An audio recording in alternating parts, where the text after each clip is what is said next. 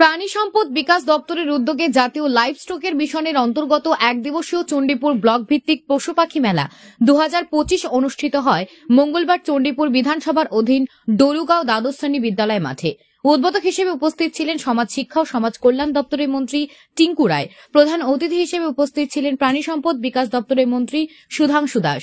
মেলায় এছাড়া উপস্থিত ছিলেন ঊনকোটি জেলা পরিষদের সভাধিপতি অমলেন্দু দাস, জেলা পরিষদের সদস্য বিমল কর, চণ্ডীপুর পঞ্চায়েত সমিতির chairperson Shampa Pal Das, vice chairperson বিনয় সিংহ, চণ্ডীপুর ব্লকের বিডিও প্রসেনজিৎ মালাকা সহ অন্যান্যরা।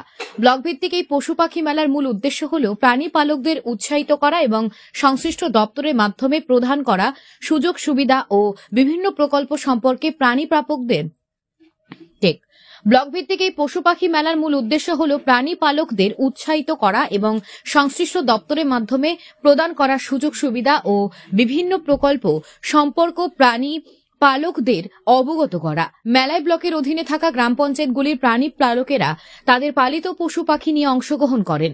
দপ্তরের পক্ষ থেকে মেলায় পশুদের বিভিন্ন বিভাগ অনুযায়ী পুরস্কৃত করা হয়। মেলায় প্রাণী সম্পদ বিকাশ দপ্তরের স্টলের পাশাপাশি কৃষি বিজ্ঞান কেন্দ্র ঊনকোটি ও ত্রিপুরা গ্রামীণ ব্যাংকের স্টল ছিল। আলোচনা করতে গিয়ে প্রাণী সম্পদ বিকাশ দপ্তরের মন্ত্রী সুধাংশু দাস বলেন, পূর্বতন বাম সরকারের আমলে এই দপ্তরকে অবহেলা করে রাখা হয়েছিল। রাজ্যের ক্ষমতার পালাবদল হওয়ার পর ডাক্তার মুখ্যমন্ত্রী বিপ্লব কুমার দেব ও বর্তমান মুখ্যমন্ত্রী মানিক সাহার নেতৃত্বে এই দপ্তর কম করেও 7 গুণ বেশি উন্নয়নমূলক কাজ গ্রামীণ অর্থনীতিকে মজবুত করার জন্য করেছে এবং তার প্রক্রিয়া জারি রয়েছে।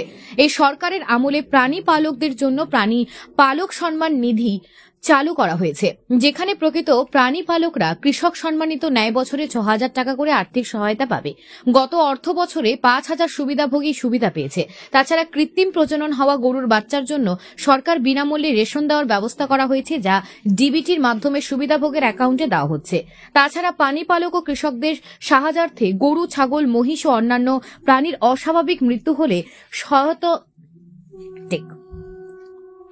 তাছাড়া প্রাণী পালক ও কৃষকদের সাহায্যার্থে গরু, ছাগল, মহিষ ও অন্যান্য প্রাণীর অস্বাভাবিক মৃত্যু হলে সহায়তার জন্য সর্বোচ্চ 20,000 টাকার সংস্থান রেখেছে দপ্তর। রাজ্যকে দুধ, মাছ, ডিম ইত্যাদিতে শুধু স্বনির্ভর করাই নয়, উৎপাদন বাড়িয়ে যেন বহির্রাজ্যে রপ্তানি করা যায় সেদিকে কাজ করছে সরকার। দিলেন চিফ মিনিস্টার বিপ্লব কুমার দেব, বর্তমান চিফ মিনিস্টার প্রফেসর ডক্টর মানিক সাহাজির নেতৃত্বে এই দপ্তর কম করে হলো 7 গুণ বেশি ডেভেলপমেন্ট মূলক কাজ আমাদের গ্রামীণ অর্থনীতিকে মজবুত করার জন্য করেছে এবং তার প্রক্রিয়া জারি রয়েছে। আপনারা চণ্ডীপুরবাসী সত্যি ভাগ্যবান, আমাদের মাননীয় মন্ত্রী এবং আপনাদের বিধানসভার বিধায়ক, তিনি মন্ত্রী হওয়ার পর, বিধায়ক হওয়ার পর প্রতিনিয়ত চণ্ডীপুরের জন্য যেভাবে কাজ করছেন, এটা সত্যি অপ্রত্যাশিত। আমরা এটা অকল্পনীয়, এটা অনেক বেশি, অনেক হয়তো মানুষ এভাবে প্রত্যাশা রাখেনি এইভাবে ডেভেলপমেন্ট হবে। এবং এই যে আপনাদের 17 মিয়ার হাওর, যেটাকে বিসিনগর হাওর আমরা বলি, এই হাওরের ডেভেলপমেন্টের জন্য তিনি বলেছেন আমাকে, এবং আগামী এপ্রিল মাসের প্রথম সপ্তাহে কেন্দ্রীয় মন্ত্রী আসবেন। আপনারা জানেন এখানে রাজ্যের মধ্যে প্রথম, ত্রিপুরা রাজ্যের ফিশারি দপ্তরের ইতিহাসে প্রথম সবচেয়ে বড় প্রজেক্ট যেটা লাগছে ত্রিপুরার মধ্যে, সেটা আপনাদের এখানে এই হাওড়ে বাজারে লাগবে ইন্টিগ্রেটেড একুয়া পার্ক। 100 কোটি টাকার প্রজেক্ট আমরা স্যাংশন করেছি। তার মধ্যে ফার্স্ট ফেজে 43 কোটি টাকা আমরা পেয়ে গেছি। এখানে জমি সংক্রান্ত কিছু সমস্যা ছিল, অলমোস্ট আমরা মিটিয়ে দিয়েছি। বাকি যেটা রয়েছে সেটা আমরা করে নেব এবং আমরা আশা করছি এই জায়গাটাকে আমরা সঠিক কাজে লাগাতে পারবো। মাছের যে চাহিদা আমাদের রাজ্যে রয়েছে সেটাকে আমরা পূরণ করতে পারবো এবং বিশেষ করে এই জেলা থেকে আগামী দিন আমরা চাইছি বছরে যাতে 5,000 মেট্রিক টন মাছ আমরা সেই ইন্টিগ্রেটেড একুয়া পার্ক থেকে করতে পারি, তার পরিকল্পনা নিয়ে আমাদের ডিপার্টমেন্ট কাজ করছে। আপনাদের সহযোগিতা চাই। আমি তাদের উদ্দেশ্যেও বলবো, যারা এই ইন্টিগ্রেটেড একুয়া পার্ক নির্মাণে বাধা সৃষ্টি করছেন, যারা এটাকে নিয়ে রাজনীতি করতে চাইছেন, আমি আপনাদেরকে বলবো রাজনীতি করার অনেক জায়গা আছে, অনেক বিষয় আছে, অনেক ইস্যু আছে। সেই সমস্ত বিষয় নিয়ে আপনারা রাজনীতি করুন, কিন্তু ডেভেলপমেন্টকে আটকাবেন না। চণ্ডীপুর মানুষের স্বপ্নকে আপনারা নষ্ট করবেন না, এটাকে পূরণ করতে আপনারা সাহায্য করুন, সহযোগিতার হাত বাড়িয়ে দিন। রাজনীতির সময় হবে, অন্য কোন ইস্যুতে আমরা রাজনীতি করব, এই প্রত্যাশা আমি তাদের প্রতি রাখছি।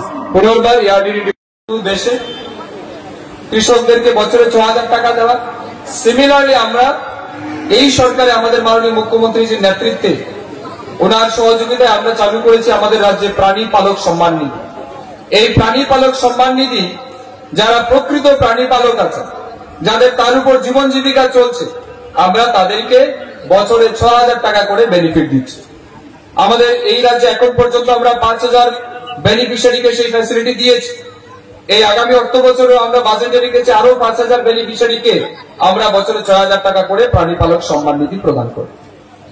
সিজিএম কাপ গ্রোথ মিল, এই যে এখানে গরু নিয়ে যারা এসছেন, যারা আর্টিফিশিয়াল ইনসেমিনেশনের মাধ্যমে কিংবা সেক্স সর্টেড সিমেন্টের মাধ্যমে, কনভেনশনাল সিমেন্টের মাধ্যমে যারা কাপ বোর্ড করাচ্ছে বা গরুর বাচ্চা জন্ম করাচ্ছেন, সেই বাচ্চার তার গ্রোথের জন্য, ওভারঅল ডেভেলপমেন্টের জন্য 0 থেকে 12 মাস সময় পর্যন্ত আমাদের ডিপার্টমেন্ট তাকে রেশন দিচ্ছে at the rate of 40 KG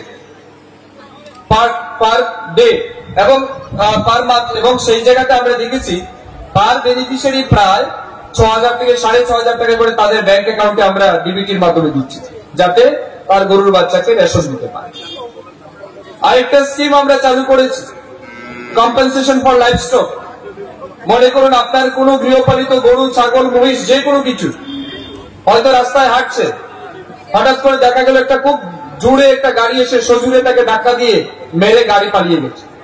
এইবারে যে কৃষক, তার গরুর দাম হয়তো বা মার্কেট ভ্যালু 30,000 টাকা, গরু ধাক্কা দিয়ে মেরে গাড়ি